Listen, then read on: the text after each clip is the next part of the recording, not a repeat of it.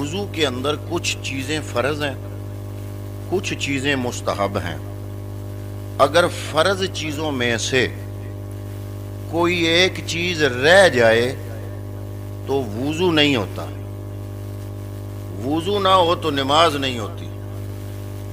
تو پتہ چلا کہ نماز کی قبولیت کی چابی طہارت ہے، اور طہارت کی چابی وضو ہے، اور وضو تب ہوتا ہے جب فرضوں میں سے کوئی ایک فرض بھی رہ جائے تو وضو نہیں ہوتا۔ اب وضو میں فرض کتنے ہیں؟ وضو کے اندر کتنے فرض ہیں؟ 4۔ نمبر 1 پہلا فرض ہے کہ پیشانی کے بالوں سے لے کر تھوڑی کے نیچے تک، ایک کان کی لو سے لے کر دوسرے کان کی لو تک، یہ چوڑائی میں اور یہ لمبائی میں، یہ پورے چہرے کو دھونا یہ فرض ہے۔ ایک مرتبہ دھونا فرض ہے اور 3 مرتبہ دھونا سنت ہے۔ دھونے والے جتنے اعضاء ہیں نا، ان کو ایک مرتبہ دھونا فرض ہے، 3 مرتبہ دھونا سنت ہے۔ اگر آپ سنت کے مطابق وضو کریں گے تو کم از کم فرض کبھی بھی نہیں رہے گا۔ سنت پوری نہ بھی ہوئی نا تو فرض پورا ہو ہی جائے گا۔ دوسرا فرض، دونوں ہاتھوں کو کونیوں سمیت دھونا، یعنی پہلے ہاتھ ہم دھوتے ہیں نا یہاں تک، کلائی تک، تو بعد میں جب چہرہ دھوتے ہیں تو اس کے بعد پوری کلائی تک، تو پورا ہاتھ پھر بن گیا نا۔ پہلے دھو جو لیا کلائی تک، پھر ہاتھ لے کر کونی تک، تو یہ فرض ہے۔ نمبر 3 تیسرا فرض، چوتھائی سر کا مسح کرنا، یہ فرض ہے۔ اگر آپ سنت ادا کریں گے، وہ طریقہ یہ ہے کہ آپ پانی لیں، پانی لے کے تو ایسے کر کے پورے سر تک ایسے، پھر واپس بھی لانا ہے، یہ سنت ہو گیا۔ جب یہ سنت پوری کریں گے نا تو کم از کم فرض چوتھائی پورا ہو جائے گا۔ تو یہ ہے تیسرا فرض وضو کا۔ اور چوتھا فرض ہے دونوں پاؤں ٹخنوں سمیت دھونا۔ آپ کو کوئی بندہ کہہ سکتا ہے کہ یہ فرض تم نے کہاں سے بنا لیے بھائی؟ تو آپ کہو کہ سورہ مائدہ کی آیت نمبر 6 ہے جو اس دن تلاوت کی تھی، قرآن مجید میں ہے کہ یا ایھا الذین آمنوا، اے ایمان والو، اذا قمتم الی الصلاۃ، جب تم نماز کے لیے کھڑے ہو، فاغسلوا وجوہکم، جب رب آرڈر دے رہا ہو، امر کر رہا ہو، تو امر وجوب کے لیے ہوتا ہے۔ تو فاغسلوا وجوہکم، اپنے چہروں کو دھو لو، وایدیکم الی المرافق وامسحوا برؤوسکم وارجلکم الی الکعبین، یہ چاروں فرض اس ایک آیت میں اللہ تعالیٰ نے خود قرآن مجید میں بیان کر دی ہے۔ یہ ہیں فرض۔ ان فرضوں میں سے کوئی فرض رہ جائے وضو نہیں ہوگا۔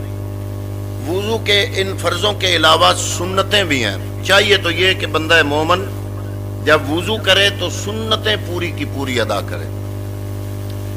پہلی سنت کیا ہے وضو کی؟ اچھی نیت۔ آپ جانتے ہیں کہ اعمال کا دار و مدار نیت پر ہے، اور اچھی نیت کے بغیر اعمال کی کوئی قدر و قیمت نہیں۔ رسول اللہ صلی اللہ علیہ وآلہ وسلم نے ارشاد فرمایا، نیت المومن خیر من عملہ، مومن کی نیت اس کے عمل سے بہتر ہے۔ شعب الایمان حدیث کا نمبر ہے 6446۔ دوسری سنت وضو میں تسمیہ پڑھنا۔ اب تسمیہ کیا ہے؟ بسم اللہ کو تسمیہ کہتے ہیں۔ اگر کوئی کہے نا کہ تسمیہ پڑھو تو اس کا یہ مطلب نہیں کہ آپ کہیں تسمیہ تسمیہ، اس کا یہ مطلب ہے کہ آپ پڑھیں بسم اللہ الرحمن الرحیم۔ تو دوسری سنت کیا ہے؟ تسمیہ پڑھنا، یعنی وضو کی ابتدا بسم اللہ الرحمن الرحیم سے کی جائے۔ یہ تعلیم ہر مباح کام کے لیے ہے، لیکن وضو چونکہ ایک عظیم الشان عبادت ہے، اس لیے اس کی ابتدا بسم اللہ سے کی جائے۔ حدیث پاک میں لا وضوء لمن لم یذکر اسم اللہ، ترمذی شریف کی حدیث ہے، نمبر 25 ہے۔ اس کا وضو مکمل نہیں جس نے بسم اللہ نہیں پڑھی. تو بسم اللہ پڑھ کے وضو شروع کرے. ابھی آپ نے وضو نہیں شروع کیا, 2 سنتیں ہو گئی. پہلی نیت کرنا اور دوسرا بسم اللہ الرحمن الرحیم پڑھنا. پھر تیسری سنت ہے مکمل وضو کرنا. مکمل وضو کا مطلب یہ ہے کہ تمام اعضائے وضو تک پانی پہنچایا جائے, ہاتھ پاؤں کی انگلیاں اور داڑھی کا خلال کیا جائے, موسم کی شدت اور دیگر مشکلات اس میں حائل نہ ہو. مکمل وضو کرنے پر بڑے اجر و ثواب کا وعدہ کیا گیا ہے, جیسا کہ رسول اللہ صلی اللہ علیہ وسلم نے ارشاد فرمایا, اسباغ الوضوء علی المکارہ, مشکلات کے باوجود مکمل وضو کرنا. مسند احمد کی حدیث ہے, نمبر ہے 9644. اس کے بعد دائیں طرف سے شروع کرنا. دائیں طرف سے شروع کرنا, اسلام نے ہر اچھے کام کو دائیں طرف سے شروع کرنے کی ترغیب دی ہے. سیدہ عائشہ صدیقہ رضی اللہ تعالیٰ عنہ بیان کرتی ہیں, کان النبی یعجبہ التیمن فی تناولہ وترجلہ وظہورہ وفی شأنہ کلہ.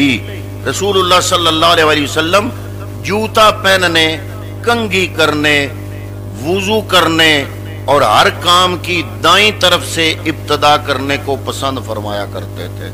یہ حدیث پاک بخاری شریف نمبر 168 ہے. وضو بھی ان کاموں میں سے ہی ہے جن کو دائیں طرف سے شروع کرنا مستحب ہے. یعنی وہ اعضائے وضو جو جوڑا جوڑا ہے ان میں سے پہلے دایاں دھویا جائے پھر بایاں دھویا جائے, جیسا کہ نبی کریم صلی اللہ علیہ وسلم نے فرمایا, اذا توضأتم فابدؤوا بمیامنکم, جب وضو کرو تو پہلے دائیں اعضاء دھویا کرو. ابن ماجہ شریف کی حدیث ہے, نمبر 402 ہے. اس کے بعد ہے جی سنت وضو کرنے کی, دھونے والے اعضاء کو 3 بار دھونا. جیسے پہلے میں نے عرض کیا, اعضائے وضو کو 3 بار دھویا جائے. 3 بار سے کم یا زیادہ دھونا خلاف سنت ہے. نبی کریم صلی اللہ علیہ وسلم نے ایک دن وضو کیا اور اس میں 3 بار اعضاء کو دھویا اور پھر فرمایا, ہا قضا الوضوء فمن زاد علی ھذا او نقص فقد ساء وظلم. وضو اسی طرح ہوتا ہے اور جو کوئی اس سے زیادہ یا کم کرے تو اس نے برا کیا اور ظلم کیا. سنن ابو داؤد شریف حدیث کا نمبر ہے 135. اگلی سنت ہے جی وضو میں مسواک کرنا. مسواک نبی کریم صلی اللہ علیہ وسلم کی سنت اور پسندیدہ عمل ہے. نبی کریم صلی اللہ علیہ وسلم نے ارشاد فرمایا, لولا ان اشق علی امتی لامرتهم بالسواک مع کل وضوء. اگر مجھے میری امت کی مشقت کا خیال نہ ہوتا تو میں ہر نماز کے ساتھ ان کو مسواک کرنے کا حکم دے دیتا. یہ حدیث پاک بخاری شریف حدیث کا نمبر ہے 887. پھر جناب وضو ہو گیا, سنتیں بھی ہو گئیں, فرض بھی ہو گیا, وضو ہو گیا مکمل. وضو کے بعد بھی ایک سنت ہے, وضو کے بعد کلمہ شہادت پڑھنا. رسول اللہ صلی اللہ علیہ وسلم نے فرمایا, جو کوئی تم میں سے وضو کرے اور پورے آداب کے ساتھ مکمل وضو کرے پھر کہے اشہد ان لا الہ الا اللہ واشہد ان محمدن عبدہ ورسولہ, یہ پڑھے تو ہوگا کیا, آگے سنو. فرمایا, فتحت لہو ابواب الجنت الثمانیۃ یدخلها من ایہا شاء. اس کے لیے جنت کے 8 دروازے کھول دیے جاتے ہیں, پھر وہ ان میں سے جس سے چاہے داخل ہو جائے. یہ حدیث پاک مسلم شریف کے اندر موجود ہے, نمبر ہے 234.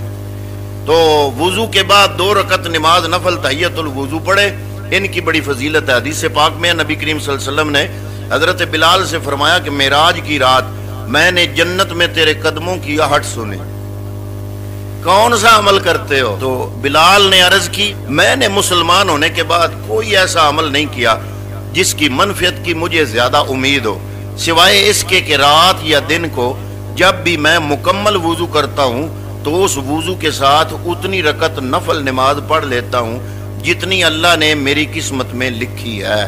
یعنی تحیت الوضو پڑھنے کی وجہ سے حضرت بلال کو یہ شرف ملا کہ نبی کریم صلی اللہ علیہ وسلم نے جنت میں ان کے قدموں کی آہٹ سنی. یہ صحیح مسلم شریف کی حدیث ہے, نمبر ہے 2458.